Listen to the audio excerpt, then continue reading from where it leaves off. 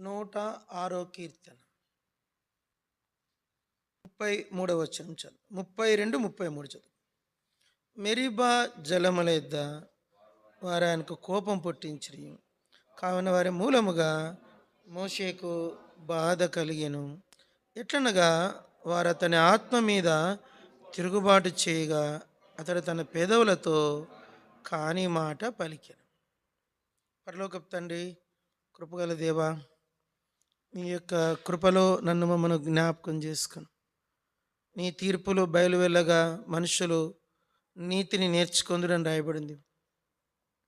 దేవా, నన్ను క్షమించు. నువ్వు నా మీద దయ చూపిస్తున్నందుకే నేను నీతి నేర్చుకోలేకపోతున్నాను. నన్ను క్షమించు తండ్రి.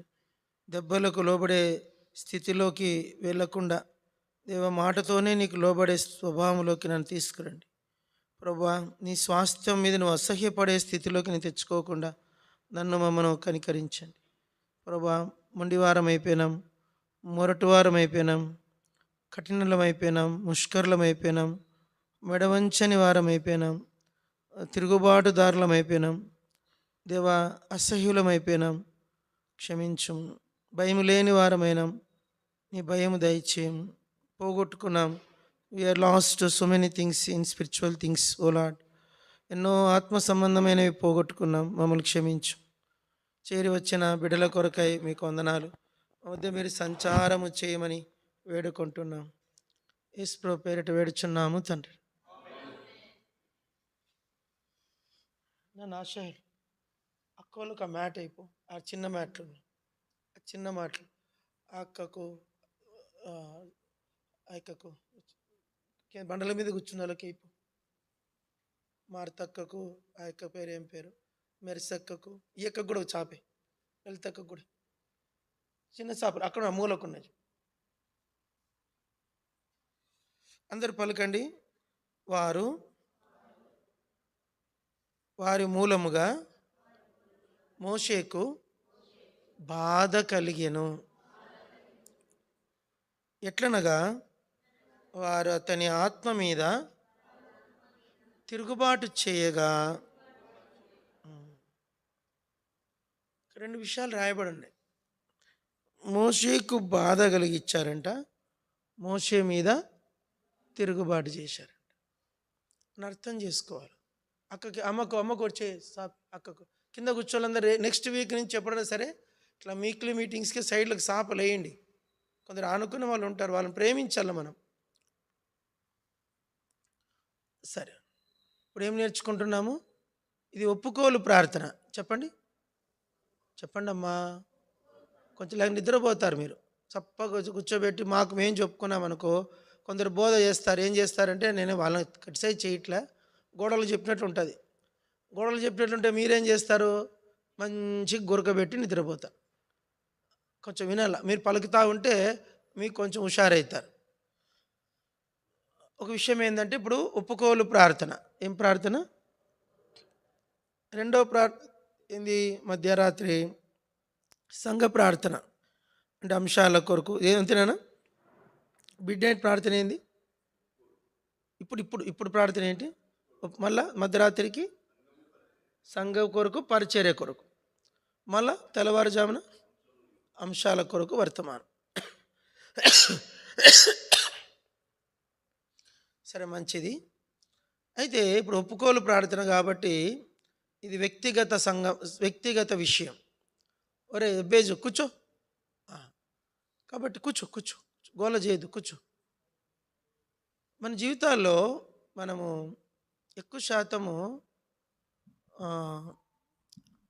లోబడినట్లే ఉంటాము, కానీ లోబడం.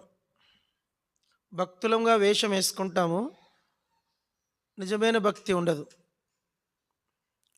బయటికి విశ్వాసులంగా కనబడతాము, దేవునితో ఎలాంటి సంబంధము ఉండదు. అలాంటి గుంపులు చాలామంది ఉంటారు. కాని వ్యక్తులు ఉంటారు సంఘాలలో, కాని వ్యక్తులు ఉంటారు. వాళ్ళ ఇంటెన్స్ బ్యాడ్గా ఉంటుంది. వాళ్ళ ఇంటెన్స్. ఇంకొకటి ఏంటంటే, ఇది క్రైస్తవ జీవితంలో మనం ఒక ముఖ్యమైన విషయం తెలుసుకోవాలి. ప్రతిదీ ప్రభు చేత నడిపించబడాల. చెప్పండి. ప్రతిదీ ప్రభువు చేత నడిపించబడి. దానికే ప్రతిఫలం ఉంటుంది. నీ సొంత జ్ఞానము కొందరు ఏం చేస్తామంటే మనం ఎక్కువ శాతము మనము దౌర్జన్యంతో చేయాలని చూస్తాం. ఎలా చేస్తాం? దౌర్జన్యంతో చేయాలని చూస్తాం. ఇంకొందరు ఏం చేస్తారు? వాళ్ళ సొంత జ్ఞానమును ఆధారం చేసుకొని కొంత చేస్తారు. బైబిల్లో ఉన్న విషయాలు, నా విషయాలు కాదు. నోహు దినాల్లో ఎవరున్నారంట? బలత్కారులు ఉన్నారంట. ఎవరున్నారంట? బలత్కారులు. నోహు దినాల్లో బలత్కారులు ఉన్నారు. దావీదు దినాలు గమనిస్తే దావీదుకు పక్కలో బలం ఎవరు తెలుసా? యోవాబు. ఎవరు? జోవాబు అంటారు. యోవాబు దావీదుతో అనుమతిలే, ఎవరిని పడితే పొడిచి చంపుతానంటాడు. అబ్నేరుని చంపింది ఎవరు? యోవాబు. అబ్షాలోము చంపింది ఎవరు? యోవాబు. లేనిపోనివన్నీ చేసేదంత ఎవరు?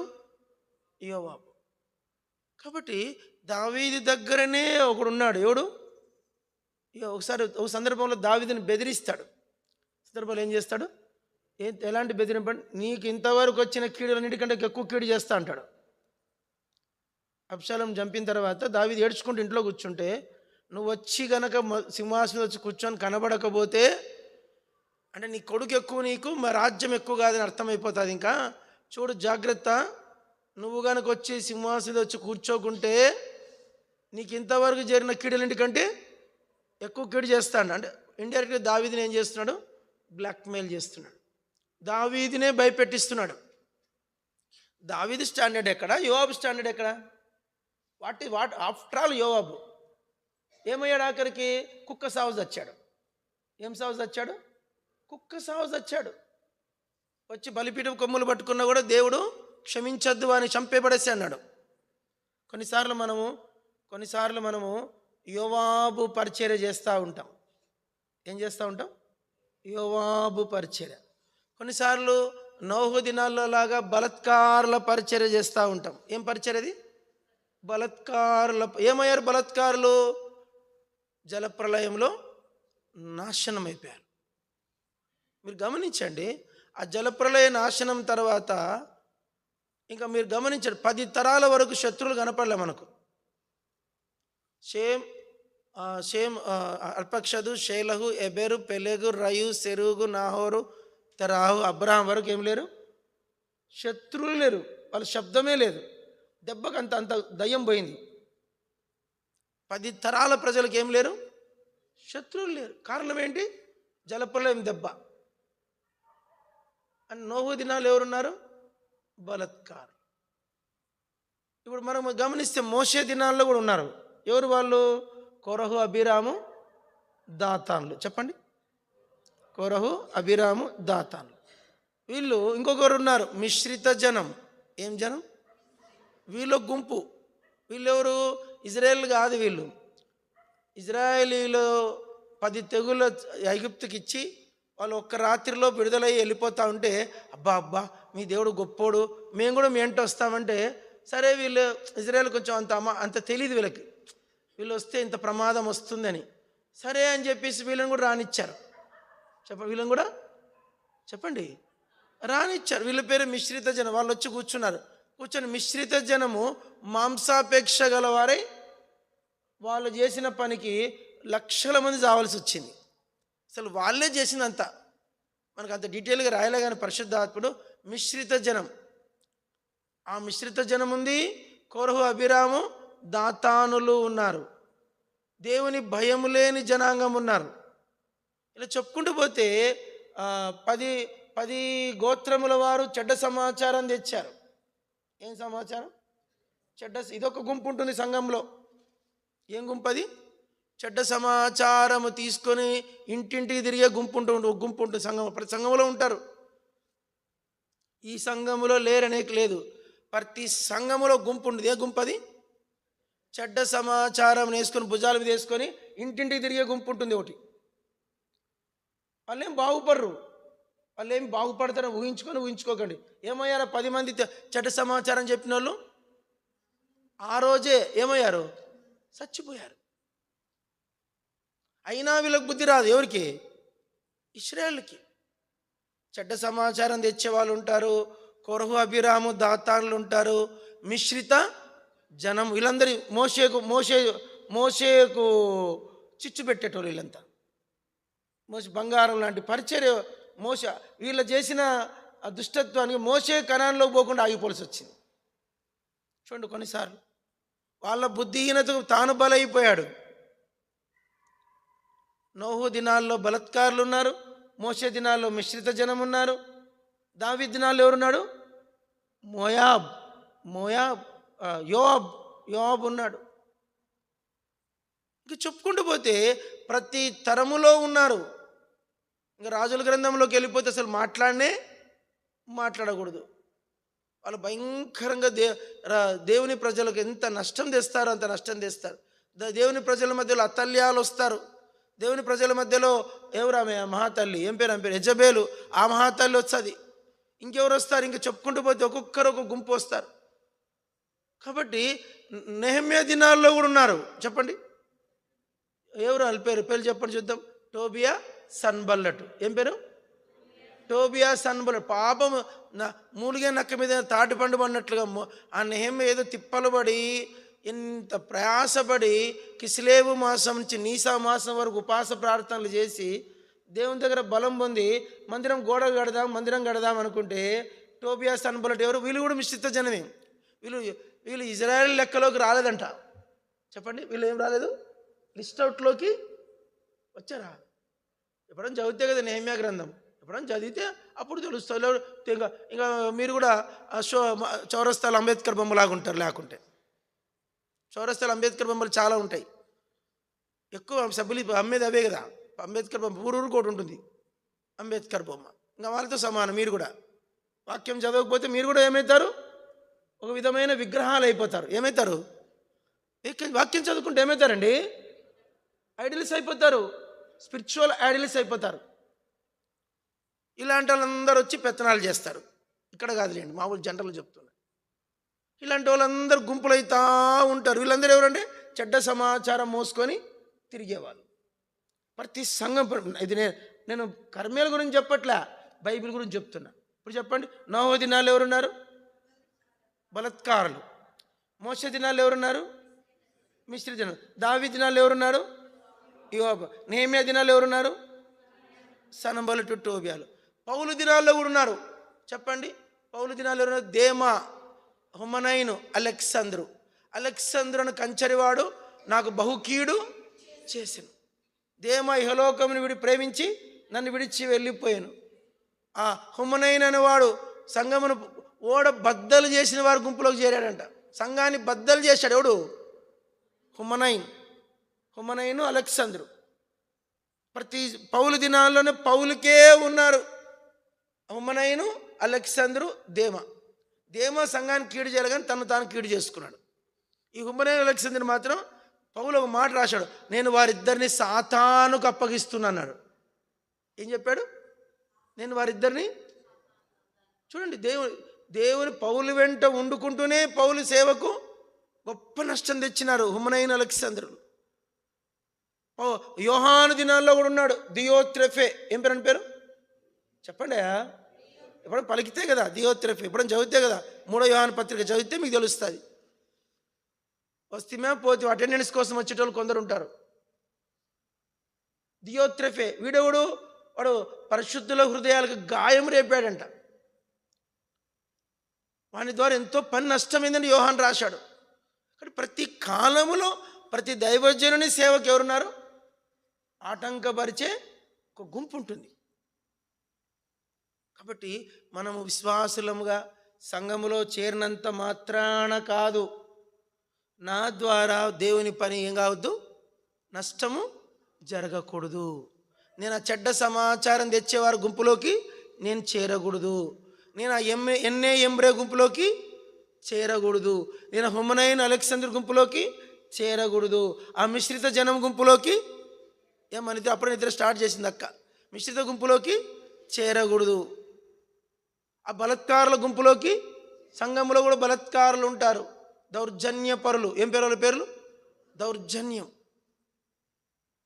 వాళ్ళ నోరుతో రాజ్యాన్ని జయించాలని చూసే వాళ్ళు కొందరు ఉంటారు. అదొక గుంపు ఉంటుంది. ఇంత ప్రమాదం ఉంది దేనికి? సంఘానికి. జాగ్రత్త. ప్రభా నేను ఏ గుంపులో ఉన్నాను అని మనకు మనము ప్రార్థన చేసుకోవాలి. బైబిల్ జాగ్రత్తగా చదువుకోవాలి. మోషేకి ఏం చేశారంటే వాళ్ళు బాధ కలిగించారంట. ఏం కలిగించారంట? బాధ. మోషే మీద తిరుగుబాటు, అతని ఆత్మ మీద తిరుగుబాటు అండి. ఇదేం చెప్పండి? ఆత్మ మీద తిరుగుబాటు. బైబిల్లో ఒక మాట ఉంటుంది, యేసు ఆత్మలో దుఃఖపడి, ఆత్మలో ఏమయ్యాడంట? దుఃఖపడి. చదువు మార్కు సువార్త 3వ అధ్యాయం. మార్కు సువార్త 3వ అధ్యాయం చదవండి. 5వ వచనం. మార్కు 3:5. ఆయన వారి హృదయ కాఠిన్యమునకు దుఃఖపడి. చాలు.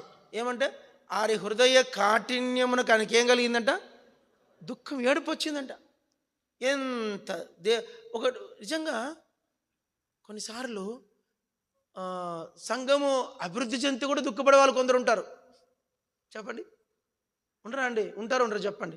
నేను చూపిస్తాను, క్లారిటీ ఇస్తాను. ఇప్పుడు మనకు అభిమానమైన వ్యక్తి ఉన్నప్పుడు సంఘం డెవలప్ అయ్యేది. ఇంకో కొత్త సేవకుడు వస్తానే సంఘం డెవలప్ అవుతుంది. అరే ఆయన ఉన్నప్పుడు డెవలప్ కాలేదు, ఈయన వచ్చినాక డెవలప్ అవుతుంది అని బాధపడే గుంపు కూడా ఉంటుంది. నేను చూశాను సంఘాలలో. మళ్ళీ ఎంత మంచిగా సేవ చేసిన సేవకులు కూడా తప్పులు పట్టే గుంపు కొందరు ఉంటారు. ఎంత మంచిగా చేసినా కూడా ఆయనలో కూడా, ఆయన కుటుంబంలో కూడా తప్పులు పట్టే గుంపు జనాంగము ఉంటుంది. కానీ జాగ్రత్తగా ఏ గుంపులో చేరుతున్నామనేది ఆలోచించుకొని సేవలో ముందుకు మనము ప్రభా ఏ గుంపులో ఉన్నా నేను అనుకుంటున్నా నా సొంత నేనేదో తృప్తి చెందుతున్నానులే అనుకుంటున్నా. నీ స్వయం తృప్తి కోసం సంఘములో చేయడానికి ఏది చెప్పండి? ఇక్కడ నీ సొంత తృప్తి కొరకు జరిగే ఆట స్థలం కాదు దేవుని సంఘం. నీ తృప్తి కోసం. నీ పాట పాడినా దేవునికి మహిమ రావాలా, నువ్వు వాద్యం వేసినా దేవునికి మహిమ రావాలా, నువ్వు వాక్యం చెప్పినా దేవునికి మహిమ రావాలా, నువ్వు వంట చేసినా దేవునికి మహిమ రావాలా, నువ్వు మందిరంలో పరిచర్య చేసినా దేవునికి మహిమ రావాలా. కొందరు ఏది పరిచర్య కన్నా శుభమాన్ని పంపిస్తే ఆడ మంట పెట్టాల్సి వస్తారు. పరిచర్య అంటారు, పరిచర్య పంపిస్తే ఏం చేస్తారు? అక్కడ ఆడ చిచ్చు పెట్టొస్తారు. అదో గుంపు ఉంటుంది సంఘంలో. ఆ చిచ్చు మంట మడుగా ఉంటుంది. ఎన్ని రకాలు చూడండి, ఎన్ని రకాలు. కాబట్టి మనము దేవుని సంఘానికి చేర్చబడినంత మాత్రాన మనము రక్షణ ఏం పోదు, రక్షణ ఉంటుంది. నేను చెప్తే రక్షణకి దీని సంబంధమే లేదు. ఆకానికి రక్షణ లేదా అండి? ఆకానికి రక్షణ లేదా? ఉంది. గెహాజీకి రక్షణ లేదా? ఉంది. కానీ మనం ఇక్కడ కొంచెం చాలా జాగ్రత్తగా ఆలోచించాల. రక్షణ పరిచర్య వేరు, ఆత్మలో సంఘానికి క్షేమం కలిగించే పరిచర్య వేరు. కొందరు ఎంత కఠినాత్ములు ఉంటారో సంఘాలలోనే, బహు కఠినస్తు చెప్తే మీరు బాధపడతారు. కాబట్టి మనం ఏ గుంపులో చేరుతున్నాం, నా ప్రభు దగ్గర నేను జీతం తీసుకోగలనా అనేది ముఖ్యం. కానీ నా సొంత ఇష్టం నెరవేర్చుకోవడానికి దేవుని సంఘాన్ని మనము దానికోసం ప్రయాస పడకూడదు. వీళ్ళు ఎక్కువైతున్నారు ఈ దినాల్లో. మేము హెబ్రోన్లో ఉన్నప్పుడు 99 దినాల్లో ఒకసారి ఒక పెద్ద ఒక భక్తుడు వచ్చాడు హెబ్రోన్కి. ఆయన చెప్పాడు, ఈయన ఉన్నంత వరకే ఇంత భయం ఉంటుంది ఇక్కడ, ఈయన వెళ్ళిపోయిన తర్వాత ప్రజలకు భయం ఉండదు అని చెప్పాడు ఆయన. ఇప్పుడు 99లో చెప్పిన మాట ఇది. ఈయన ఉన్నంత వరకే దేవుని భయం ఉంటుంది హెబ్రోన్లో, ఈయన వెళ్ళిపోయినాక దేవుని భయం గురించి చెప్పలేము ఇంకా అన్నాడు. అప్పుడు భక్సింగ్ బతుకున్నాడు. అప్పుడు నాకు భయం వేసింది, అరే ఈయన వెళ్ళిపోతే ఎట్లుంటుందో.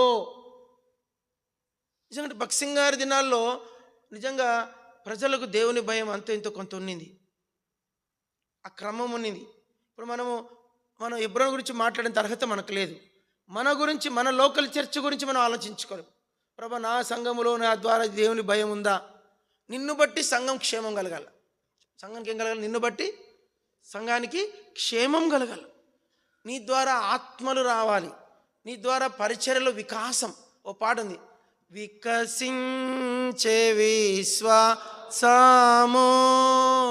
వాక్యమును చదువగనే చేరీతి దారి రీ నడిపించుము చేరీతిని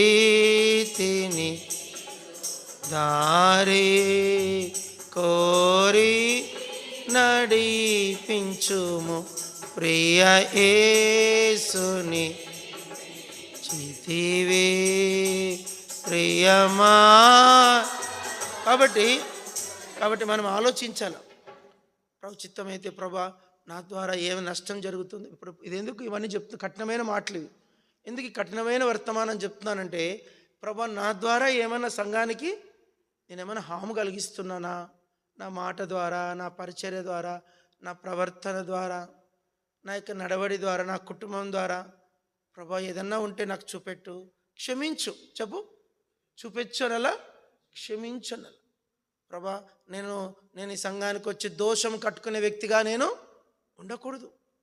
ఎందుకంటే మంచి సమయం ఇది. ఒప్పుకోలు ప్రార్థన అనేది మళ్ళీ నెలకు కానీ దొరకదు. మీకు చెప్పండి, ఎన్ని రోజులు దొరుకుతుంది? మళ్ళీ ఒక్క నెలకు కానీ దొరకదు. ప్రభా నా ద్వారా ఈ సంఘానికి బైబిల్లో ఒక్క మాట ఇది, నీ నగరులలో సమాధానము ఉండునుగాక, నీ సరిహద్దులలో సమాధానము కలుగునుగాక. నగరులో ఏముండాలంట? సమాధానం. సరిహద్దుల్లో ఏముండాలంట? సమాధానం. ప్రభా సంఘములో నా ద్వారా సమాధానం. ప్రభా నా ద్వారా సమాధానం. నా అంతరంగంలో కూడా ఎవరి విషయంలో నేను చెడు విషయమే ఉల్లసించకుండా నాకు సాయం చేయి అని ప్రార్థన చేయాలి. ఎందుకంటే టైం ఇది, మెసేజ్ అది. చెప్పండి, ఇది మామూలు జనరల్ ఫాస్టింగ్ ప్రేయర్ మెసేజ్ వేరు.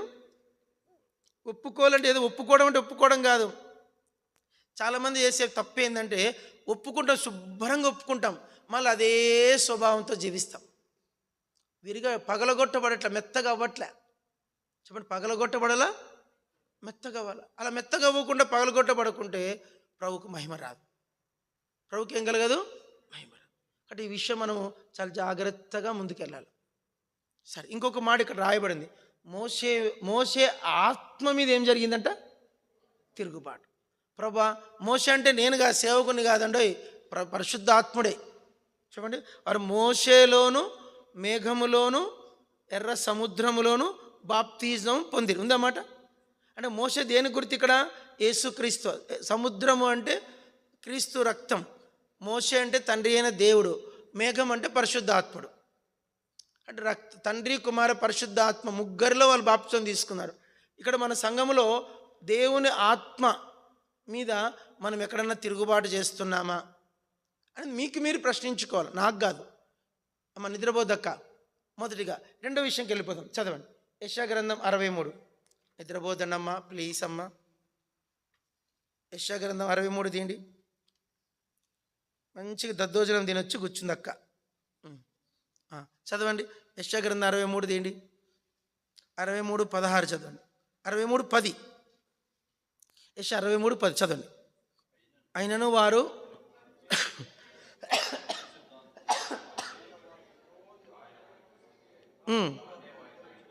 ఇక్కడ ఏమని రాయబడి చెప్పండి, వారు తిరుగుబాటు చేసి ఆయన పరిశుద్ధాత్మను దుఃఖింపచేయగా. పరిశుద్ధాత్మకి ఏం కలిగిందంట? అక్కడేమన్నా మోషేకు బాధ కలిగించారంట, ఆత్మ మీద ఏం చేశారంట? తిరుగుబాటు చేశారు. ఇక్కడ రెండు మాటలు వచ్చినాయి. ఆత్మకు ఇక్కడ తిరుగుబాటు ఉంది, దుఃఖం ఉంది. ఏమని చెప్పండి? తిరుగుబాటు ఉంది, దుఃఖం ఉంది. ఇక్కడ ఒక విషయం చెప్పు, జాగ్రత్త గుర్తుపెట్టుకో. ఇదేదో సంఘానికి జరిగే నష్టం కాదు, ఇదే సేవకుని విరోధంగా జరిగే నష్టం కాదు, సహవాసానికి విరోధంగా జరిగే నష్టం కాదు. ఇది నీ సొంత ఆత్మ మీద జరుగుతున్న తిరుగుబాటు. చెప్పండి, అంతే కదండి. ఇక్కడ ఎవరి మీద జరుగుతుంది నష్టము? ఎక్కడ జరుగుతుంది నష్టము? నీ సొంత రక్షించబడిన ఆత్మ. ఇప్పుడు బాప్టిజం తీస్తారు 43 మంది. బాప్తిజం అంటే అర్థం ఏంటి? నేను చచ్చిపోయినాను, నా ప్రాచీన పురుషుడు ఏమయ్యాడు? 90% చచ్చిపోయాడు, 75% చచ్చిపోయాడా? 100% చచ్చిపోతేనే రక్షణ కార్యం జరిగేది. రక్షణ కార్యం జరిగింది అంటే 99% కాదు, 100% చచ్చిపోతేనే రక్షణ కార్యం అనేది జరుగుతుంది. ఇంకా చనిపోలేదన్న ప్రశ్న వేయకండి. ఇంకా అర్థమైందా మీకు? రక్షణ కార్యము జరిగింది అంటే 75% చచ్చాడని అర్థం కాదు. ఎంత పరిస్థితి చచ్చాడని చెప్పండి. 100 చస్తేనే పరలోకపు తండ్రి అయిన దేవుడు నిన్ను నమ్మి నీకు రక్షణ కార్యం జరిగిస్తాడు. పరలోకపు తండ్రి నమ్మి నీకు అప్పుడు పరిశుద్ధాత్మనికి వరంగా ఇస్తాడు. ఎంత విశ్వాసం ద్వారా జరిగేది. రక్షించబడిన తర్వాత ఉన్నదెవరు? ఇంకా పాతోడు చచ్చిపోయాడు. ఉన్నదెవరు? ఆత్మదేవుడు, కొత్తోడు, నవీన పురుషుడు. ఈ నవీన పురుషుని ఏం చేస్తారు మానవులంట? తిరుగుబాటు చేసి పరిశుద్ధాత్మకు దుఃఖము కలగజేయగా ఆయన వారికి విరోధి ఆయను, తానే వారితో యుద్ధము చేసి. ఇక్కడ జాగ్రత్త గుర్తుపెట్టుకోండి. నీలో ఉన్న ఆ నవీన పురుషుడైన క్రీస్తు ఆత్మ మీద నువ్వు తిరుగుబాటు చేసుకుంటూ వస్తే నీకు 2 జరుగుతాయి. దేవుడు నీకు విరోధి అవుతాడు, దేవుడే నీతో యుద్ధం చేస్తాడు. దేవుడు మన పక్షమున ఉండగా మనకు విరోధేవుడు. దేవుడు నాకు విరోధిగాక నా పక్షం ఉండేవాడేవుడు? 2 చెప్పండి. దేవుడు నా పక్షమున ఉండగా నాకు విరోధేవుడు. రోమా 8:31. దేవుడు నాకు విరోధిగాక నా పక్షంగా ఉండేవాడు ఎవడు? చిన్న మాట, దేవుడు నీకు విరోధి అనుకో, నీ పక్షంగా ఎవరుంటాడు? దేవుడు ఎంత పర్సెంట్ ఉంటాడు? నీవు దేవునికి విరోధి ఇవ్వండి, నీ పక్షంగా ఎవరు ఉండడానికి వీలు ఉండదు. దేవుడు నీ పక్షంగా ఉంటేనే నీకెవరు విరోధులు ఉండరు. నీ పక్షంగా దేవుడు లేడనుకో, అందరు నీకు విరోధులే. అందరు చెప్పడమాట. దేవుడు నా పక్షంగా లేడంటే పలకండి. దేవుడు నా పక్షంగా లేడు అంటే అందరూ నాకు విరోధులే. ఇక్కడ గుర్తుపెట్టుకో. దేవుడు నా పక్షంగా ఉంటే అందరూ నా పక్షంగా ఉన్నవారే. ఇప్పుడు నువ్వు ఒకటి గుర్తుపెట్టుకో, దేవుడు నీ పక్షంగా ఉండాలన్నా వద్దా? ఉండాలంటే ఏం చేయాలా? ఆయన ఆత్మ మీద నువ్వేం జరగదు? తిరుగుబాటు. నా మీద కాదు. అబ్రాహ్మణ కౌన్ కిస్కా ఆఫ్టర్ ఆల్. అబ్రాహ్మణ మీద కాదు, సంఘం మీద కాదు, యేసు రాజన్న మీద కూడా కాదు. ఎవరి మీద నువ్వు తిరుగుబాటు చేస్తున్నావు? దేవుని ఆత్మ మీద. ఎప్పుడైతే దేవుని ఆత్మ మీద నువ్వు తిరుగుబాటు చేస్తాను ఏమవుతుంది? దేవుడు నీకు విరోధి అవుతాడు. ఇంకా స్టార్ట్ అయిందంటే దేవుడు నీకు వ్యతిరేకంగా యుద్ధం చేస్తాడు. ఇక్కడ రాయబడింది ఏంటి? ఉందా మాట అండి? చదవడానికి ఒక్కసారి 10.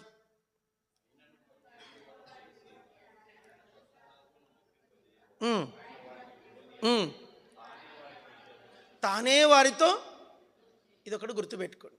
దేవుడు నీతో యుద్ధం చేయాలనా? దేవునికి విరోధి కావాలనా? అంత నష్టం ఎందుకు నీకు? సప్పుడు చేయకుండా ఆయన ఆత్మను దుఃఖపెట్టుకుంటే సరిపోతుంది కదా. ఆయన ఆత్మను దుఃఖపెట్టకుండా ఆయన తిరుగుబాటు చేయకుంటే చాలు. ఈ 2 మాటలు గుర్తుపెట్టుకోండి. చెప్పండి. ఈ మాట మీరేం చేయాలా? జ్ఞాపకం పెట్టుకోండి. 2, 3 చదవండి. అపోస్తుల కార్యములు 7వ అధ్యాయం. అపోస్తుల కార్యములు 7వ అధ్యాయం తీశారా? 51వ వచనం. 7:51. టైం అయిపోయింది, ముగిస్తాను. చదవండి. ముష్కరులారా, హృదయములను చెవులను దేవుని వాక్యమునకు లోపరచనులని వారలారా, మీ పితరుల వలె మీరును ఎల్లప్పుడూ పరిశుద్ధాత్మను ఎదిరించుచున్నారు. పరిశుద్ధాత్మను ఏం చేస్తున్నాడు? వీళ్ళు ఎదిరిస్తున్నాడు. అక్కడేమో తిరుగుబాటు చేశారు, అక్కడేమో దుఃఖం కలిగించారు, ఇప్పుడేమో మళ్ళీ 3వ వ్యక్తి ఎవరు? పరిశుద్ధాత్మే. ఆత్మ పరిశుద్ధాత్మ. అక్కడ పరిశుద్ధాత్మ ఉంది. యెషయా 63:10 ఏమన్నాడు? పరిశుద్ధాత్మ ఆత్మనడా?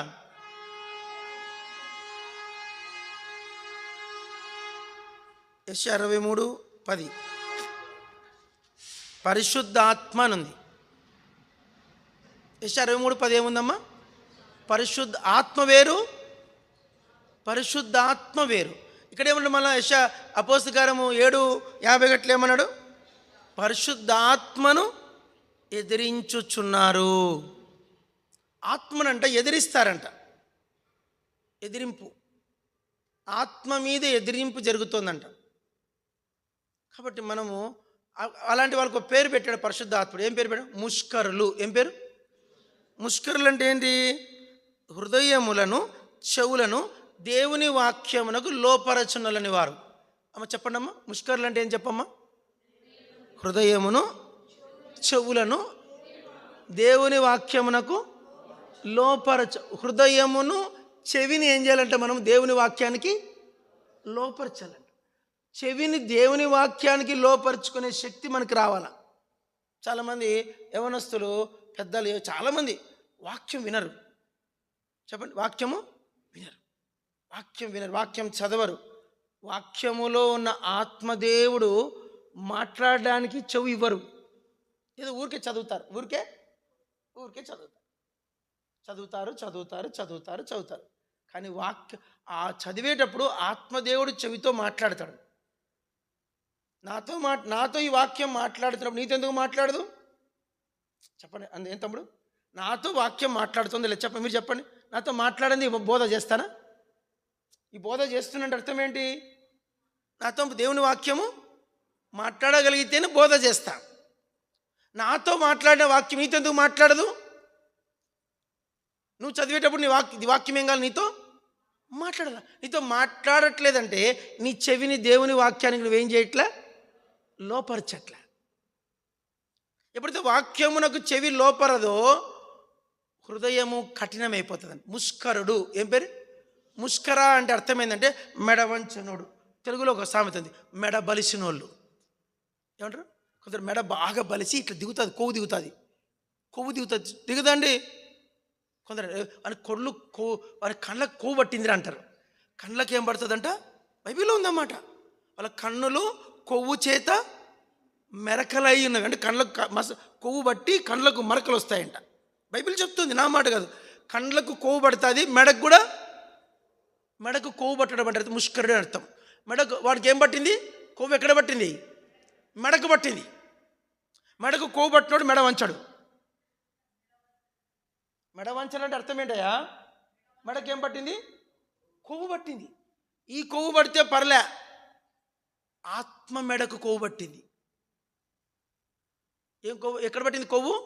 ఆత్మకు కూడా మెడ ఉంటుంది. ఆత్మకు చెవులు ఉంటాయి, ఆత్మకు నాలుక ఉంది, ఆత్మకు కళ్ళు ఉన్నాయి, ఆత్మకు హృదయం ఉంది, ఆత్మకు చేతులు ఉన్నాయి, ఆత్మకు కాళ్ళు ఉన్నాయి, ఆత్మకు స్పర్శ ఉంది.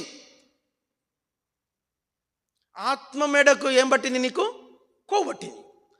ఆత్మ ఏమైనా కళ్ళకి ఏం పట్టింది? కొవ్వు పట్టింది. చెవులకు ఏం పట్టింది? వాళ్ళ చెవులు మందములైన ఉందన్నమాట. చెప్పండి, ఉందా లేదా మాట? చెవు మందం అంటే కొవ్వు. చెవికి కొవ్వు పట్టింది, మెడకు కొవ్వు పట్టింది, కంటికి కొవ్వు పట్టింది, హృదయానికి కొవ్వు పట్టింది. కొవ్వుబట్టిన చేష్టలు అంటే ఏంటంటే మెడ వంచరు. చెప్పండి, నిద్రపోండి, బాగా పట్టండి, నిద్రపోండి. తినొస్తే నిద్ర పడతాను. నేను తినరాలే. మరి ఇక్కడికి వచ్చినప్పుడు 69 కిలోలు ఉన్నా. మరి ఇక్కడ నుంచి మరి బరువు ఎంత తిండే తినట్టు. నేను ఇక్కడికి వచ్చి 15 రోజులు తిండి లేకనా, తిండే లేదు. కడుపుంటే తిండే తినలేకపోతాను. తిండి తింటే ఏమవుతుంది? నిద్ర వస్తుంది. పొట్ట కిలోమీటర్ ముందుకు వస్తుంది, లేకుంటే 1/2 కిలోమీటర్న ముందుకు వస్తుంది. ఆత్మను తాజాగా ఉంచుకోవాలంటే కొంచెమే ఎక్కువ తినద్దంట, కొంచెమే తినాలంట. తిమోతి అంకుల్ తెలిస్తే, తిమోతి అంకుల్ నువ్వు పంచభక్ష పరమాణాలు పెట్టు, 2 స్పూన్లే తింటాడు. 2 స్పూన్లే ఆత్మను మీరు చూసి ఇక్కడ చెప్పండి. తిమోతి అన్నకు అన్నం పట్టించోళ్ళు తెలుస్తుంది. కాబట్టి మనము ఆత్మను తినద్దని చెప్పట్లే, తిను, కానీ ప్రార్థనలు మెలకువగా ఉండు. ప్రార్థనలు నిద్ర వచ్చేంత నీకు ఉందంటే తిండి తగ్గించు. నువ్వు అనుకుంటే ఏమైనా సాధించగలవు. సరే, ఇప్పుడు ఏమంటాడు వాక్యము? ముష్కరులారా, వాక్యమునకు హృదయమును చెవిని లోపరచనులని వారులారా, పరిశుద్ధాత్మను మీరు ఎందుకు ఎదిరించుచున్నారు? 3వ గుంపు ఇది. 4వ గుంపు తీయండి. అపోస్తల కార్యములు 5వ అధ్యాయం. అయిపోయి త్వరగా ముగిస్తాలేండి, పాపం చాలా కష్టపడి ఉంటున్నారు. తీయండి, అపోస్తల 5వ అధ్యాయం తీయండి, చదవండి. తీశారమ్మా? ఎంత మంచోళ్ళండి మీరు. చదవండి 9వ వచనం. అందుకు పేతురు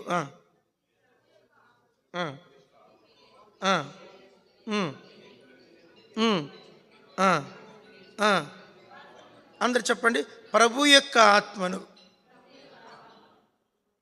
మళ్ళీ చెప్పండి, ప్రభు యొక్క ఆత్మను శోధించుటకు. చెప్పండి, ప్రభు ఆత్మను ఏం చేస్తామంట? మనం శోధిస్తామంట. ప్రభు యొక్క ఆత్మను ఏం చేస్తామంట? శోధిస్తామంట. కొన్నిసార్లు మనం ఎంత మంచోళ్ళమంటే యేసుప్రభు కన్నా మనమే ఆత్మీయులు అనుకుంటాం.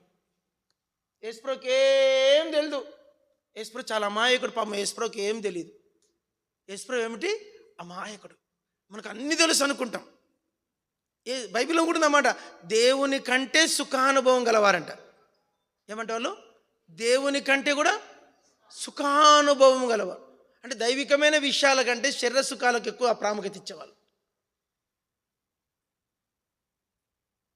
బైబిల్ చాలా దివ్యమైన మాటలున్నాయి.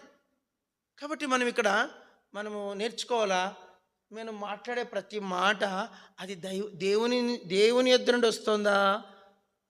గుర్తుపట్టగలమా? గుర్తుపట్టలేమా అండి? ఒక మనిషి నోట్లోంచి వచ్చే మాట దేవునిలోంచి వస్తుందా దయ్యంలోంచి వస్తుందా? గుర్తుపడతామా? గుర్తుపట్టలేమా? చెప్పండి. గుర్తుపడతామా? గుర్తుపట్టలేమా? ఎట్లా తెలుస్తుందంటే, నా మాట నిన్ను గాయపరుస్తుందంటే అంటే పాపానికి వస్తే పర్లే, కొన్నిసార్లు దేవుని ఆత్మను అడ్డగించే మాటలుంటాయి. అక్కడికొచ్చి ఆగలమని నేను కొంచెం నోరు స్లిప్ అవుతున్నా, నా టంగ్ ఎక్కడో నేను కంట్రోలు చేసుకోవట్లేదు. కాబట్టి మన మనము దయచేసి గుర్తుపెట్టుకోండి. బైబిల్ 5 సార్లు ఒక మాట వస్తుంది, మోసపోకుడి దేవుడు వెక్కిరించవు. ఎప్పుడైనా చెప్తాది, ఇప్పుడు సబ్జెక్ట్ డైవర్ట్ అవుతుంది. మోసపోకుడి దేవుడు, ఈ మాట చాలా కఠినమైన మాట అంట. అంటే మనం ఎవరినన్నా వెక్కిరించవచ్చు కానీ దేవుని వెక్కిరించలేం.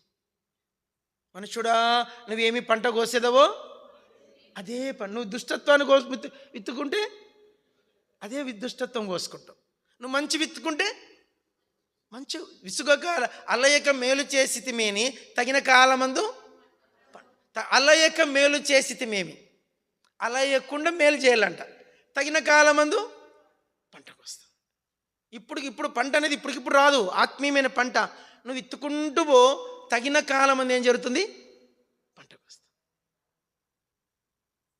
కాబట్టి మనం ఇవన్నీ కూడా దేవుని వాక్యాలు. ఆత్మను శోధించదంట. చెప్పండి, ఆత్మను ఏం చేయదంట? శోధించదు. ఆత్మను ఎదిరించద్దంట. ఆత్మను దుఃఖపెట్టదంట. ఆత్మ మీద తిరుగుబాటు చెయ్యొద్దంట. ఇంకొకటి చెప్పాడు పౌలు తెస్సలోనికీయులకు రాస్తూ, ఆత్మను ఆర్పకుడి. చెప్పండి, ఆత్మను ఆర్పచ్చంట. ఆత్మ అంటే దీపం. చెప్పండి, ఆత్మ అంటే ఏంది? దీపం. 1 తెస్సలోనికీయులు 5వ అధ్యాయం 14వ వచనమా ఏంటండి? ఎంతండి? 1 తెస్సలోనికీయులు 5వ అధ్యాయము 19. ఆత్మను ఆర్పకుడి. 19 ఆత్మది ఒక దీపము. ఆ దీపాన్ని చాలామంది ఏం చేస్తారంట? నోరు మూసుకో, నీకేం తెలుసు, నోర్మి. మనిషిని నోరు ఇస్తున్నాం కానీ అక్కడ ఆర్పుతుంది ఎవరిని? ఆత్మను. నేను చాలాసార్లు గమనించాను, దుష్టత్వానికి ఏకీభవిస్తారు కానీ సత్యానికి ఏకీభవించడు. గమనించాను ఎప్పుడన్నా. దుష్టత్వానికి అయితే ఇప్పుడు అన్న మీదకి కొట్లాడేకి పోదాం పద అంటే 100 మంది వస్తారు. ఏం చెప్పండి, పలానా అన్న మీద కొట్లాడేకి పోదామంటే ఆటోలకు మనుషులు వస్తారు. అన్న గంజిపేటలో ఫోన్ చేసి, అన్న పలానా అన్నకు అంత కథలు పడతాడు, ఆయన మీద చూసుకోవాలా పంట, ఆయన చూసుకోవాలని అంటే ఆ తమ్ముడు 5 నిమిషాలు వస్తామని చెప్పి 100 మంది తీసుకొని వస్తాడు. అంబేద్కర్ గారికి ఫోన్ చేసి, అన్న మన కథ చూడాలని ఈరోజు అంటే 4 ఆటోలకు వస్తారు.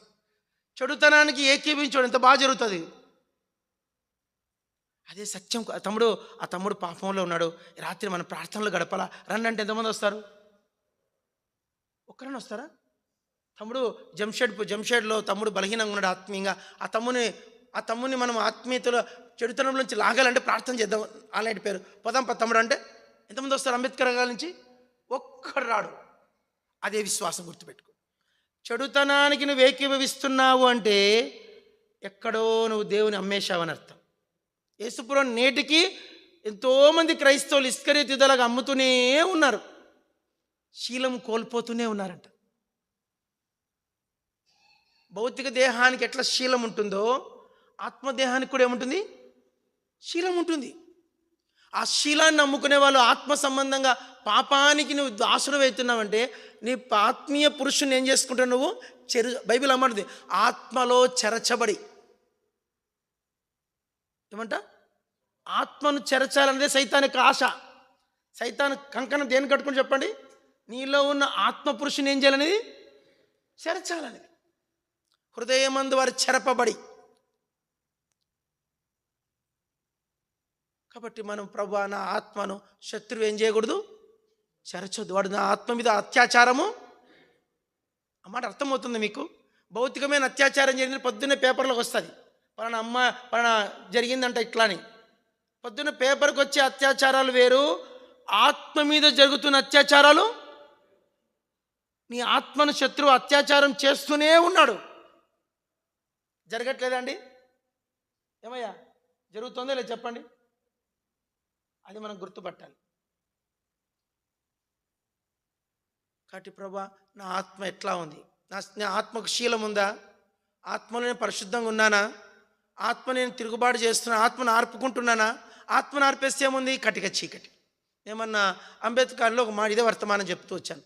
చెప్పి లైట్లు ఆఫ్ చేయమన్నా, చెప్పండి నిజం చెప్తున్నా, అందరు లైట్లు ఆఫ్ చేయించాను, 3 రూమ్లు లైట్లు ఆఫ్ చేయించాను. ఆఫ్ చేపిస్తాను ఏమొచ్చింది, అప్పుడు నేను మళ్ళీ లైట్లు వేయించాను. నేను అడిగాను, చీకటిని రమ్మని ఎవరైనా ఇన్వైట్ చేశారా అని అడిగాను. చీకటి రాని ఎవరైనా ఇన్వైట్ చేశారా అంటే చీకటిని చెప్పండి. చీకటి ఎవరు ఇన్వైట్ చేస్తారా చెప్పండి. విజయక్క చీకటిని ఇన్వైట్ చేస్తారా? కరెంటు పోతేనేమొస్తుంది? ఎవడు ఇన్వైట్ చేశాడు చీకటిని? మనం రమ్మనిలేదే. ఆల్రెడీ చీకటి ఉంది, ఇక్కడ వెలుతురు ఉంది కాబట్టి నోరు మూసుకొని ఉంది. అది వెలుతురు ఉంది కాబట్టి లైట్లు వెలుగుతున్నాయి, కరెంట్ ఉంది కాబట్టి కరెక్ట్గా అన్నీ ఉన్నాయి, స్విచ్లు ఉన్నాయి కాబట్టి లైట్లు వెలుగుసేసరికి వాడు నోరు మూసుకున్నాడు. ఎప్పుడైతే వెలుగు లేకుండానే ఏమొచ్చేస్తుంది? ఎంతమంది జీవితాల్లో చీకటి వచ్చిందో ఎవడికి తెలుసు? వాక్యాన్ని ఆర్పేసుకున్నావు అనుకో, ఆత్మను చెరచకు అప్పగించావనుకో, నీ ఆత్మలో చీకటి వచ్చేస్తుంది. ఆ చీకటి వచ్చినాక నేను మళ్ళీ వెలుగులోకి తీసుకురావడము ఎంత టైం పడుతుందో తెలియదు. కాబట్టి రాత్రి తెలుగులో రోమన్ క్యాథలిక్లో పదం వాడతారు, జ్ఞానస్నానం. చెప్పండి. మనం బాప్తిజం అంటారు, రోమన్ ఆర్సిఎంలు ఏమంటారు? జ్ఞానస్నానం. ఈ రాత్రి దయచేసి మీకు జ్ఞానస్నానం కావాలా?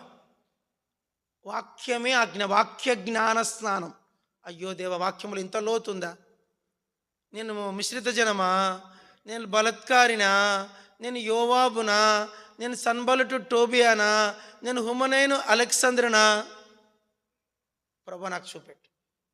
నేను ఆత్మను ఆర్పుకుంటానా, ఆత్మను ఎదిరిస్తున్నానా, నేను ఆత్మలో కొవ్వు పట్టినానా? ఆత్మ కన్నులకు కొవ్వు, చెవులకు కొవ్వు, హృదయానికి కొవ్వు, మెడకు కొవ్వు. నా చెవిని ఆ వాక్యానికి చెవిని లోపరిచే స్థితి నాకుందా? నేను మాట్లాడితే దేవుడు సంతోషపడుతున్నాడా? నేను చెదరగొట్టేవాడినా, సమకూర్చేవాడినా?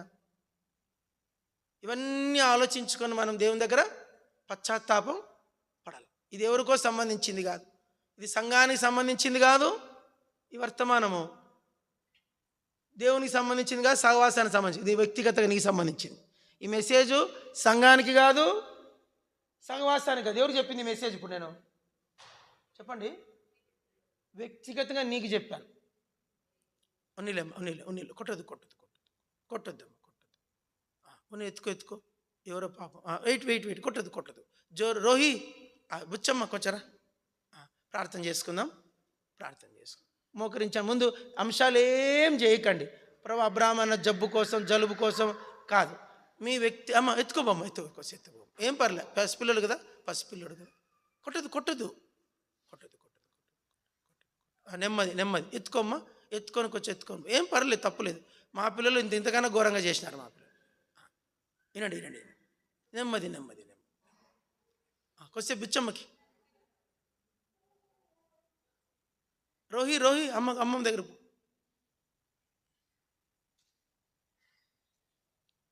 మంచిగా ఎత్తుకో. Very good. వింటున్నారా? కాబట్టి ఇప్పుడు ఎవరి కోసమో చేసి వర్తమానం కాదు ఇది. అట్లా అనుకుంటే సైతాన్ ఇక్కడే కూర్చుంటాడంట.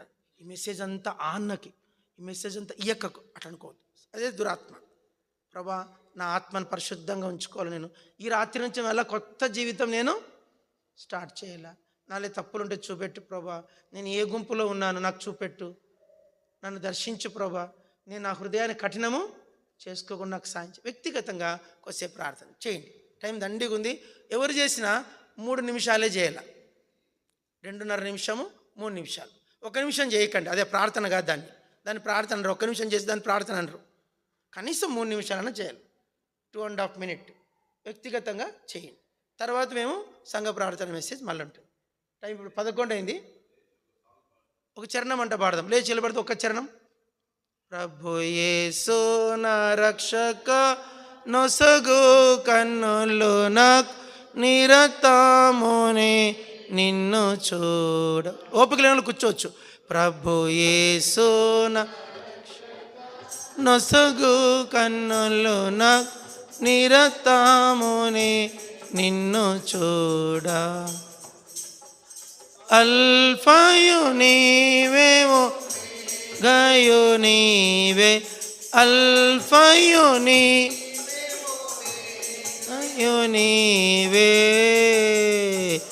యేసు నా రక్షక, కన్నులు నాకు నిన్ను చూడ. ప్రభు యేసు నా రక్షక, నిరతమునే నిన్ను చూడ. ప్రార్థన చెయ్యి.